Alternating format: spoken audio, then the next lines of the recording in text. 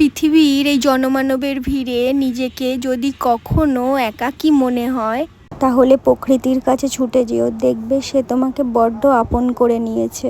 নিজের দৈনন্দিন জীবনের বেড়াজাল থেকে একটু মুক্তি, একটু থ্রিলিং নিয়ে ছুটে চলা পাহাড়ের উদ্দেশ্যে।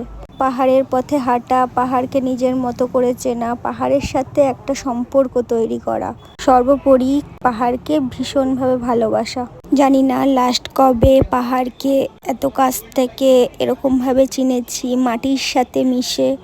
এর আগে কখনো নিজের হার্টের তালুতে ভয় আর এক্সাইটমেন্টকে হয়তো একসাথে এইভাবে দেখতে পাইনি। ইন্ডিপেন্ডেন্সি, ব্রিদিং, আহা হা হা। আর আমাদের ইনার চাইল্ড কোথায় যেন সেগুলো হারিয়েই গেছে, তাই না? এই যে সামনের রাস্তাটা দেখছেন, যেন ছবিতে আঁকা স্বপ্নের মতন। ছোটবেলার ঠিক যেভাবে রাস্তা আঁকতাম খাতায়, আঁকা বাঁকা পথ, পাশে পাহাড়ি গ্রাম, ঠিক যেন স্বপ্নের মতন করে সবটা সাজানো।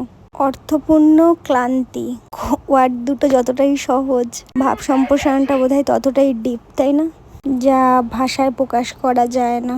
নিজেকে নতুনভাবে দেখা, নতুন করে চেনা, প্রকৃতির এই আসল সৌন্দর্য, আমার নিজস্ব স্বাধীনতা, ব্রিদিং এবিলিটি, ফিজিক্যাল এবিলিটি, কত কী না লাগে। তার মধ্যেই মানসিক শান্তিটা কোথায়?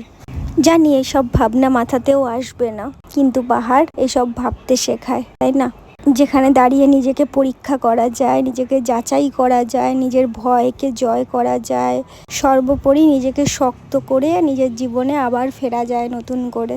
এবারের এই পাহাড় যাত্রা শুধু আমাকে চোখ ভরিয়ে দেয়নি, সাথে দিয়েছে অনেকটা ধৈর্য। মানুষ আরো কিছু জিনিস থেকে বাঁচতেই হয়তো পাহাড়ে আসে, যেখানে সেরা হওয়ার তাড়া নেই, পিছিয়ে পড়ার ভয় নেই এবং ডেডলাইনের চাপও নেই, যেখানে নো নেটওয়ার্ক, কিন্তু আছে শুধু পিসফুল শান্তি। নিজেকে নিজের চেনার জন্য, নিজেকে নিজের মতন করে খুঁজে পাওয়ার জন্য। আর পাহাড়ের এই অপরূপ সৌন্দর্যটা দেখতে দেখতে মনে হয় 4-5 দিন হয়তো কিছুই না, যেন গোটা একটা মাসও অনেক কম পড়ে যাবে।